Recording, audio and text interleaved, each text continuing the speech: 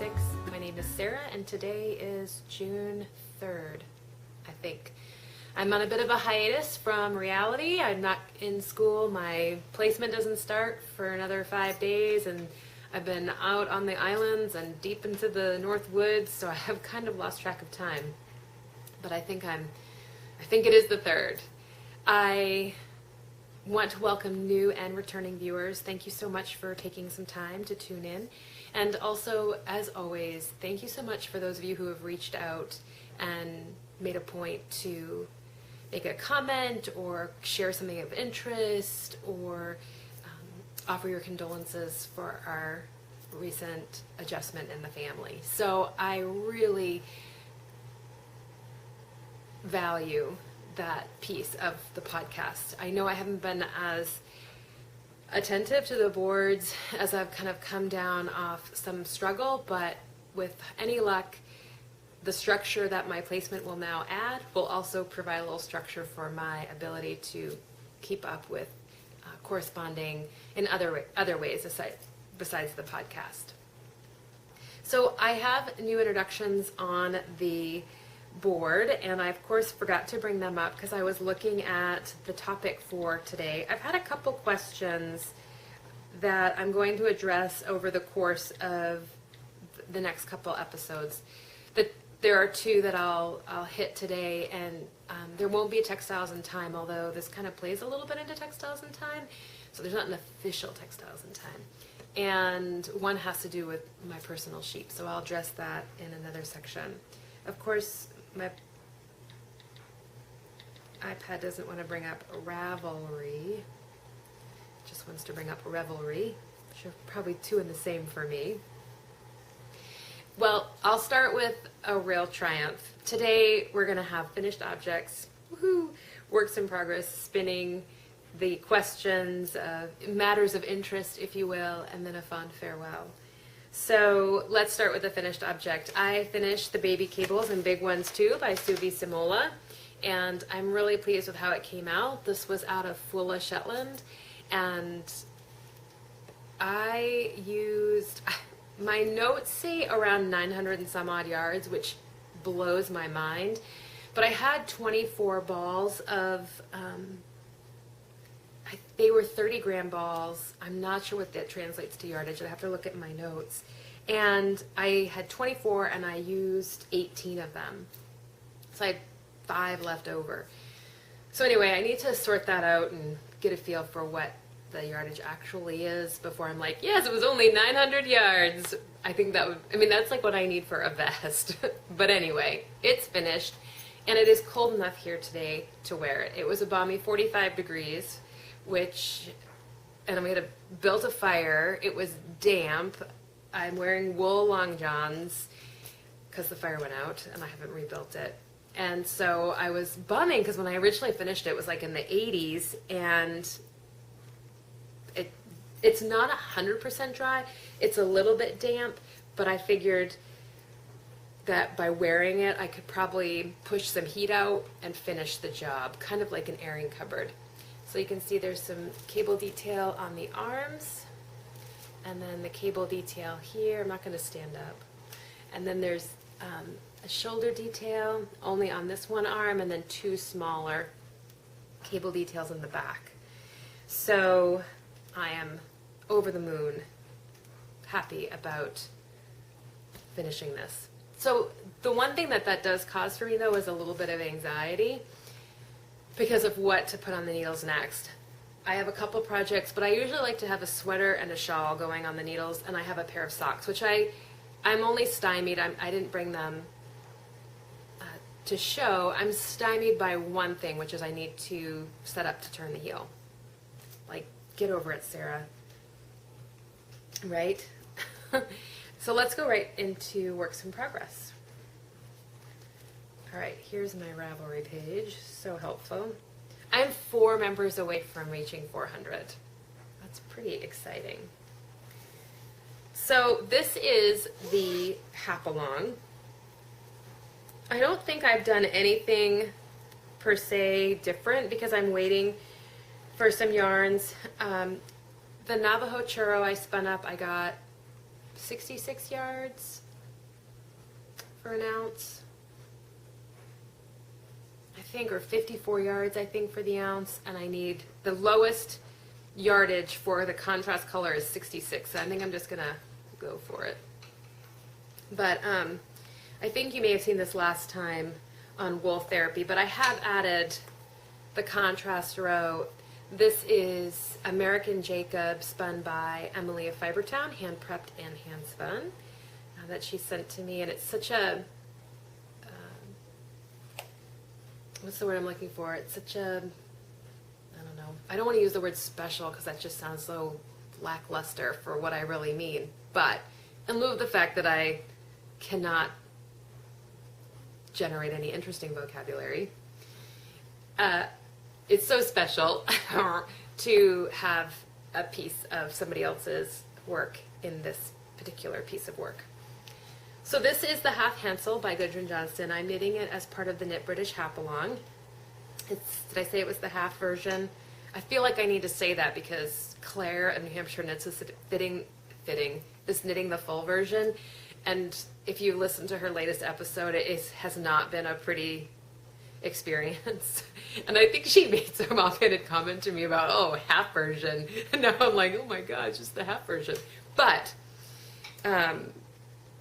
that's right now, that feels like enough based on what's happening with her.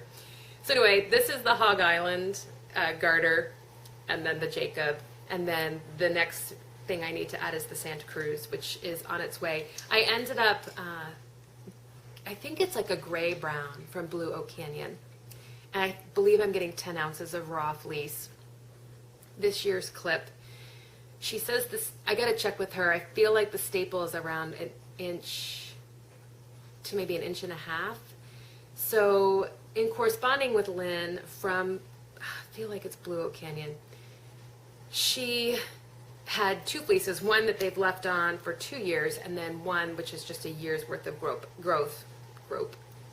And they differ in their, obviously, in their staple. So the fleece that's been on longer had more weathered tips than the fleece that hadn't been on. So we were kind of going over a little bit of the pros and cons of that. And I decided to get the 1 year clip, and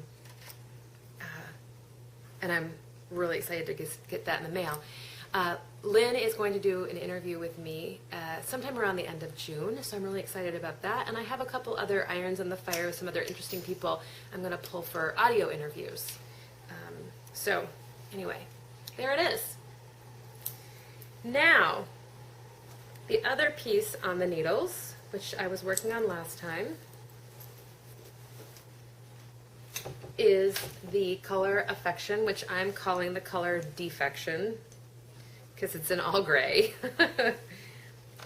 Schist. Let's see. Okay. Sorry. Hazard of the hair. Get it out of the way. So,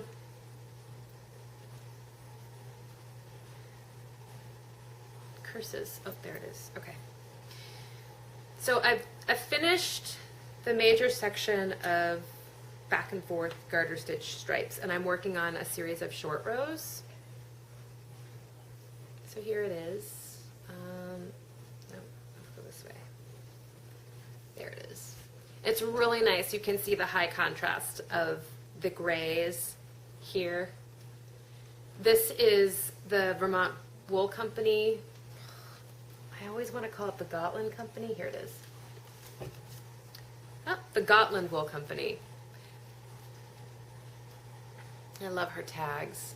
It's 120 yard skeins of sport weight. I think it's 2 ounces. Anyway, Vermont Grandview Farm. And this Gotland is a Swedish breed. Some of you may have heard of. Long staple, lots of luster, and you can really see the shine in this. This is also, as I said before, knitting up. So, again, words fail me. Hard to believe I'm going to be a speech language pathologist and it's all about the language. But it's got a lot of airiness about it and loft about it, but it still maintains some beautiful, beautiful drape. I am knitting this on a size US 7, And I had made a mod of going up a needle size because I tend to be a tight knitter, I'm a thrower. So, but it's just got a lot of, I don't know, it's got a lot of magic to it. I just am loving this project. I can't put it down. And looking forward to the next section, which has started right here. I was able to get a little bit of support from other people who have knit the color affection for carrying the yarn up the sides and managing the edging, and you can find those favorites if you're looking to knit this or you're working on a multicolored shawl which requires stranding up the side. In my favorites, there's 3 color affections that have been noted, and they have links, which maybe I'll put in my project page. God forbid I should be that organized. Curses, here we go.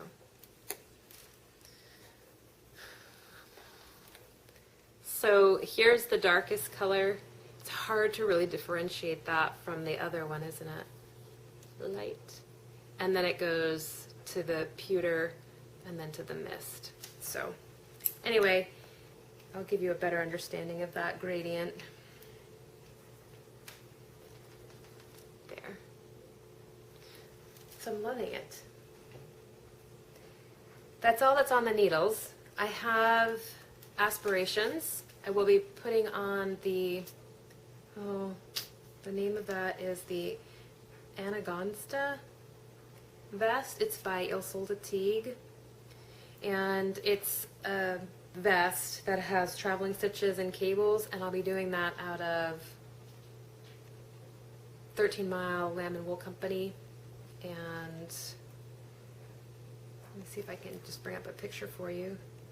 I know I'm highly organized today. It's mind-boggling. There it is. But silence is good, isn't it? I mean, just a little bit of silence here and there. Let you catch up on all the things I'm saying. This might give you some detail. Nope, you can just see my bird feeders, which, why wouldn't you want to see that? Is she there? Just barely. So that, the name of it is the Angostura vest, and it is read on Ravelry. So, spinning. Squirrels are going a little crazy out there. Last time I was spinning the Navajo churro for the hat belong, and I finished that. It's 2:30. Oh. I thought it was in here. Oh, it is. Just so tiny I couldn't find it. Ugh. So this is an ounce, 2-ply. I don't know. There it is. And that will be one of the contrast colors. And then I finished plying and spinning the Gulf Coast Native. And I love this stuff. I've talked about it before. It's so plush. And it has like structure to it, but it doesn't feel crunchy. It just feels like velvet plush, but it maintains its, you know, its texture. Oh, I just love it. I would highly recommend, and I said this, I sent off a little MP3 to Knit British about the 3 Farrow breeds that I'm using in the shawl. I sent off a little segment about these yarns, and I highly recommended that if you're looking for something fun and new, grab some Gulf Coast Native.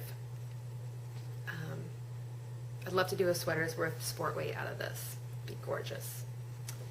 So that's all for spinning. Next up on the wheel is going to be spinning more Hug Island for doing the knitted on edging of the hap, as well as some main color elements within the lace patterning, and getting the Santa Cruz prepared. So after that, I should be clear. I could just knit this thing. I need to have it done by July 31st if I want to enter it in the competition, or the knit along. It's not a competition, in the knit along for a prize. So we had a couple introductions. I know I'm kind of like all over the place, but I just wanted to mix it up a little bit, so make sure we weren't in a rut here on the podcast. They included, let's see, I know Foster Sheep Farm said hello. Piper Mom, she's from upstate New York, and she also sent me a lovely email, and I have yet to respond, but I will do that. One thing she had asked is about my handmade bags, which I don't have any over here. If I had done a tutorial on that, or would be able to, or offer any information about the handmade bags. And unfortunately, the sad answer is no. I made those bags under the tutelage of a woman in town who I'm hoping to get back together with to make more. But I really need her coaching, especially for putting in the zippers. And she designed the pattern for me just based off another bag that I liked. And then we were able to make a series of dimensions that worked. And I really need her support to do that. So I don't really do that individually. Oh, but there is one that Kate Davies does. Curses, I think it's upstairs. She has a tutorial on her blog, and it's a really fun bag. It has a curve like this, and it doesn't have a zipper, and it kind of curves out like that and comes down like a shopping bag, and you can put that over your arm, and I would highly recommend that. I was able to figure that out all based on the tutorial. So thank you, Piper Mom, for introducing yourself. And she is knitting the Hansel hat for the Knit British Hat Belong and a Vedbeck. So we're going to be like twinsies. She has experience with Nash Island and was able to share some of her memories, and we were able to connect with some of our experiences over that, so that was great. Then there was Dynamite Trujillo, and she took me up on my invitation to have people introduce themselves, so thank you so much. She is from California, Northern California, and her favorite color is brown. So yes, not hard to make that my most second favorite color. Brown, gray, it's all there. And she's a knitter and a spinner and becoming more interested in local and breed-specific wools. So I think I mentioned to her that California is the place to be, Pacific Northwest, especially for breeds such as the Santa Cruz. I know that there's a flock in Oregon, and of course they originated in California, so lots of opportunity there. Then there was Selket, and she is from Orange County, New York, and about an hour or so northwest of the city, Hudson River Valley area, which is so beautiful. She loves Maine and has regular trips for coming, and she's camping, cross-country skiing, and will love to take a fiber-themed trip here. So I wanted to throw out there, this was reminding me, which I don't talk about very much, two things. One, we still have some space available in our July retreat in Machiasport, which is down east, true down east Maine. It's north of Acadia. I mean, it is like down east, Bold Coast, lots to do, lots of beautiful scenery, sans tourists. So we still have room in that, and you're welcome to look at my board, or you can contact me directly. I can get you information. And also the knitting retreat in October, which I know is on the same weekend as Rhinebeck, but we have Fiber East here in Canada the following weekend, the weekend we normally do it on, and Heather of Highland Handmaids is vending at that market, so we could not have it the same weekend. But should you want to avoid the hubbub of Rhinebeck and come and enjoy the beautiful northern Maine mountains and lakes, cider, and campfires, and gorgeous mountain views, then certainly check that out. There's a link on the boards, or you can certainly contact me directly. So thank you so much for introducing yourself on the boards, or for introducing yourselves on the boards. I really enjoy seeing those when I turn on my computer in the morning. Oh, cancel. So I wanted to talk to the topic today of the Florida Cracker and Gulf Coast Native sheep. So somebody asked me on the blog what the difference was between those two. And I didn't know. And I wasn't including the Florida Cracker. It is a critical breed in the United States. I wasn't including that in my HAP shawl. It's an assortment of feral breeds. But I thought I would talk a little bit about the Florida Cracker and talk a little bit about the Gulf Coast Native. So the Florida Cracker is one of the oldest breeds of sheep in North America. This is coming right from the Livestock Conservancy site. It is believed that these sheep developed from sheep that the Spanish first brought to the southeastern United States in the 1500s. So southeast U.S. would be Florida, Georgia, Louisiana, Alabama, that kind of area. The sheep developed largely through natural selection under humid semi-tropical range conditions in Florida. And this is very similar to the description of the Gulf Coast Native in the Fleece and Fiber source book.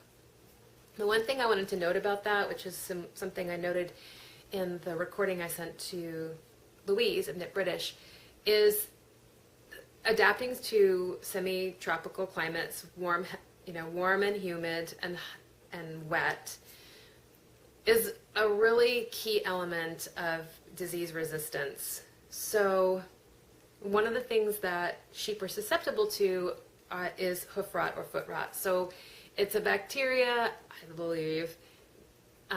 It's an ailment that gets into the horn and hoof and the tender, spongy areas of the feet, and it causes lameness. So one of the things about wild and feral sheep is that they're grazers, right, and foragers. They have to find their own food and move around a lot. And a lot of sheep are that way. They were the sheep that are on big ranches. So being able to get to your feed and follow the group and flock together and have all 4 feet sound is a major boon for survival. So developing resistance to that is a big deal. These sheep, as well as the other feral sheep that are included in my shawl, also have parasite resistance. And so parasites, and basically when I'm talking about internal parasites, which is worms. So when you get worms in animals, there's a variety of different types of worms, but most of the time they're wearing on the body tissue, right? So either they're living off their host, they're taking nutrition from their host in some way, and so that's a huge problem. And the more resistance you have, of course, the healthier you are, and the better able you are to produce and deal with extremes, etc. So prior to the end of open range in 1949, they were allowed to free range in the pastures, palmettos, and piney woods, similar to Gulf Coast Native. Twice a year they were rounded up for shearing and to mark lambs. In the middle of the last century, the emphasis on high input agriculture caused the sheep industry to turn to breeds of sheep which were larger in size and produced more wool and meat, and this caused the number of Florida Cracker sheep to decline dramatically. So similar story to the Gulf Coast Native. Now with renewed interest in low input sustainable agriculture, interest in the Florida Cracker sheep is increasing once again. They are active and vigorous without any tendency to be wild. They demonstrate greater resistance to internal parasites than do both wool sheep and most other hair breed sheep. The ewes can breed back 1 month after lambing, and ewes can produce 2 lamb crops per year. So that's just a little basic. They list the primary use for this breed as meat, and I did read in one description that they have hair on their neck, their belly, and their legs. So I'm not sure what the wool is looking like. There was not a lot of talk about the wool anywhere in what I could immediately find. So from the American Livestock Breed Conservancy newsletter, December 2009, I just wanted to point out that in 2007, the Florida Cracker Conservation Breed Association was formed. So this is a relatively new to the scene breed conservation effort. It says the Florida Cracker sheep is currently in the study category, this was in 2009, of the ALBC, the American Livestock Breed Conservation Priority List. Breeders of these sheep note differences between them and the Gulf Coast sheep, with which they had previously been grouped as a breed. The American Livestock Breed Conservancy is in the process of working with owners to collect hair samples and complete genetic evaluations that will hopefully identify unique genetic characteristics within the Florida Cracker sheep population. So I just wanted to note that. I know that's 2009 and it's 6 years ago, but relative to this conversation, they were considered one group, and now they have separated those two out. Says here, this is just an interesting fact. Although it is possible that Juan Ponce de Leon brought the first sheep to North America on his second and final voyage in 1521, it is well documented that Pedro Menendez de Avila brought sheep to Florida when the Spanish founded St. Augustine in 1565. To put that into perspective, a Florida historian once described that by the time the Pilgrims had landed at Plymouth Rock, St. Augustine was up for urban renewal. The sheep imported to St. Augustine were Churra sheep, which were the common sheep of Spain at the time. The contract with the King of Spain called for 200 cows, 200 horses, 200 pigs, and 400 sheep to be transported to St. Augustine. This and other introductions of livestock from Spain provided the agricultural foundation of America.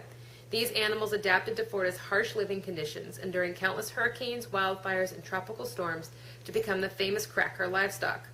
The almost feral sheep roamed woods and scrub for 450 years until Florida ended the open range right at the end of World War II.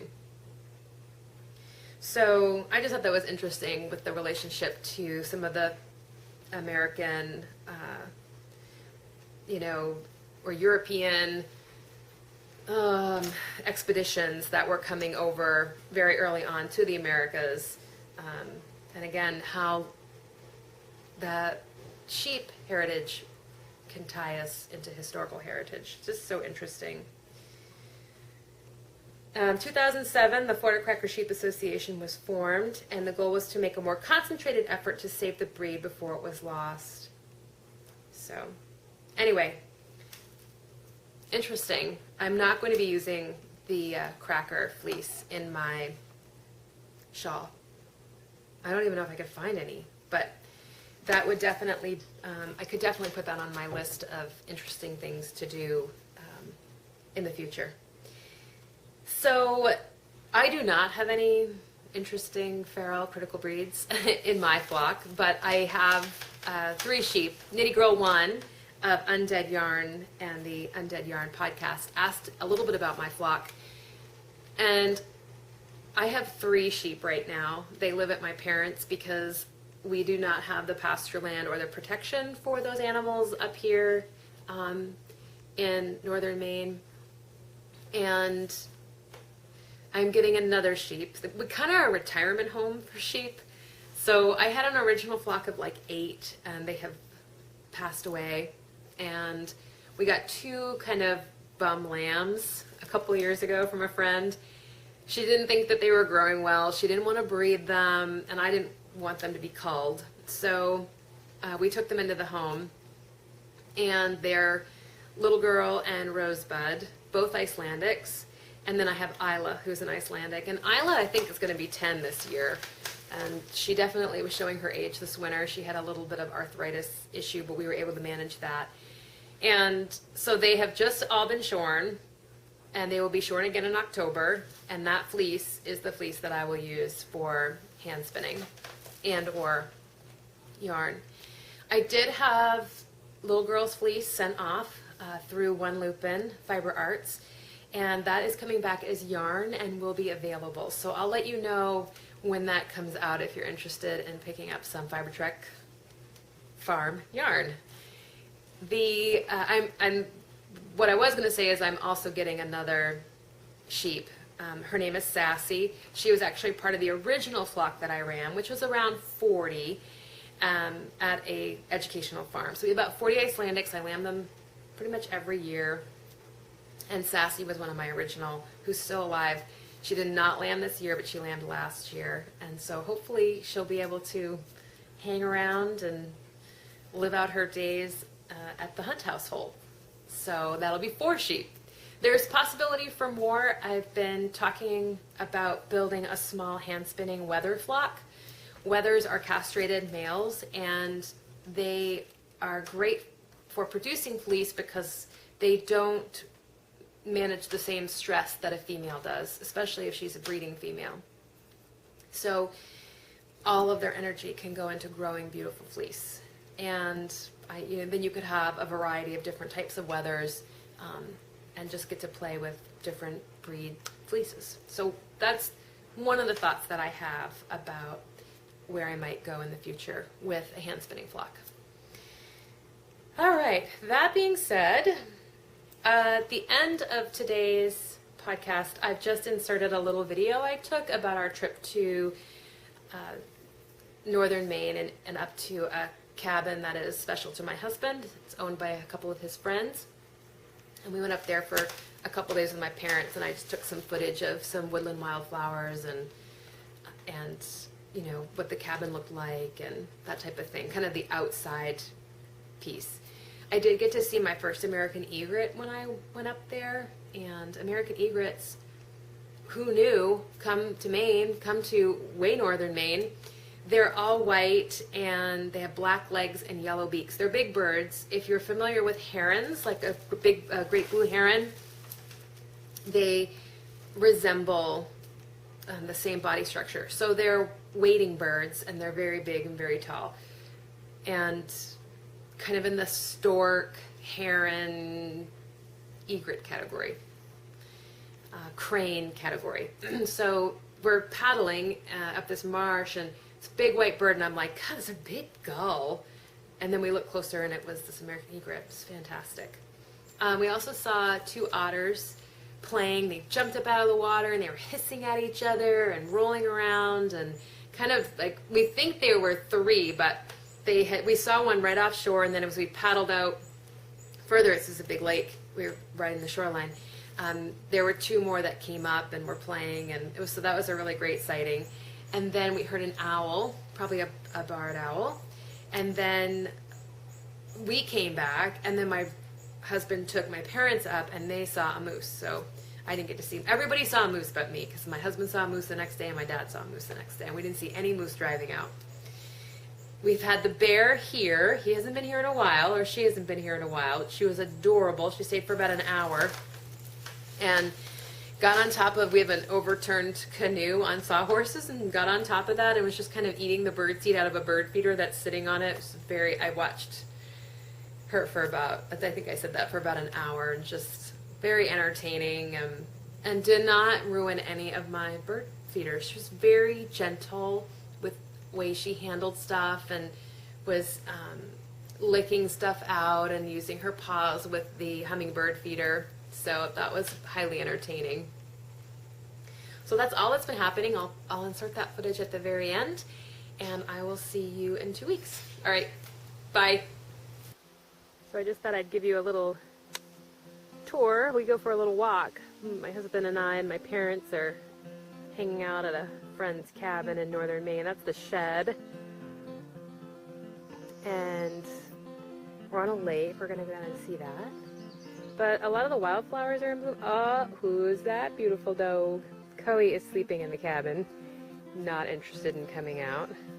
Baby dog, let's go for a walk. So I just thought I'd take you around. I'd show you some of the really pretty woodland wildflowers.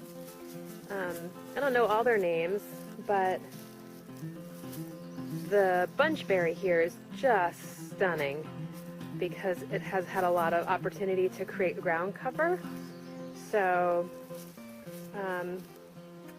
yeah, so here, let's take a look. This is some starflower right here.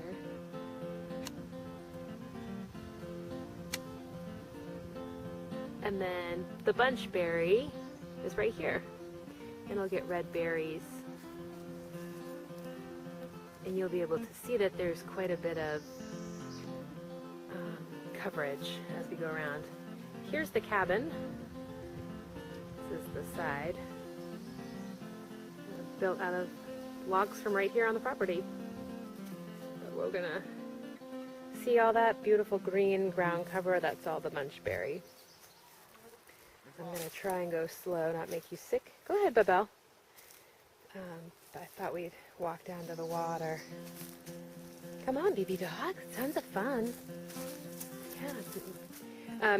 Here's some pileated or pileated woodpecker holes. Really crazy kind of town, and you can hear a lot of woodland birds out and about, which I am not able to identify by sound, but we did hear some owls, which I believe were barred, and I'm hoping one of them was a great horned last night. But so we're coming up out of some bunchberry here, and I know the sun is a little bit tough, but we're going to mosey right over to this trout lily. These are really beautiful too. Let's see if I can. They're right in the sun. I know so much about light and photography. Oh, there it goes. Bit of a partly cloudy day, but they've got yellow flowers. That's a trout lily. We've seen a lot of swallowtails today. They're crazy numbers of swallowtails out and about. Crossing this big lake. It's nuts. It's very windy, which is why I'm able to be outside, so the bugs are not bothering me. We've got some wild blueberries here on the side. You can see the flowers. That will.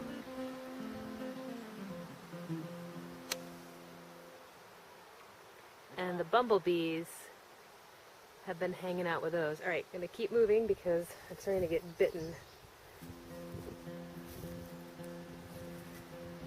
I want that breeze. So we're heading down to the lake. Bella obviously already ahead of us.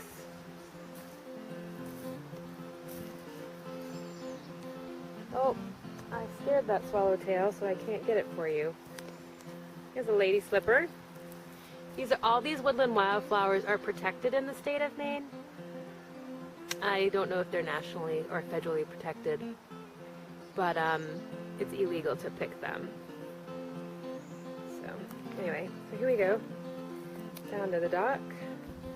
You see a boat out there. That's my husband headed out with my parents. They're going on a excursion.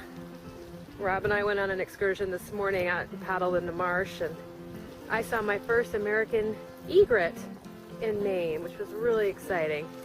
Anyway, here we are down at the lakefront and the beautiful breeze.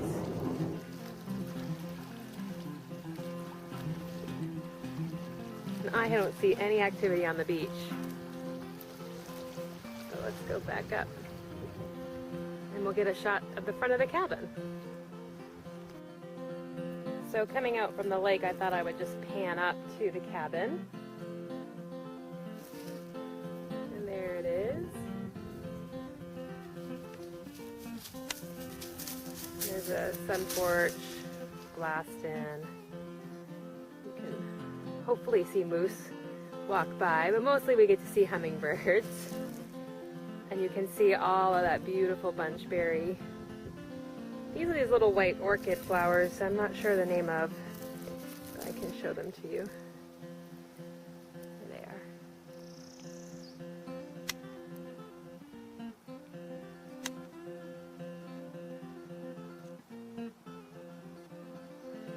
So I'm going to cut this short because the bugs are out. So I thought I would also just grab some of these beautiful trillium. I don't know if the colors are going to come out. I'll go like this.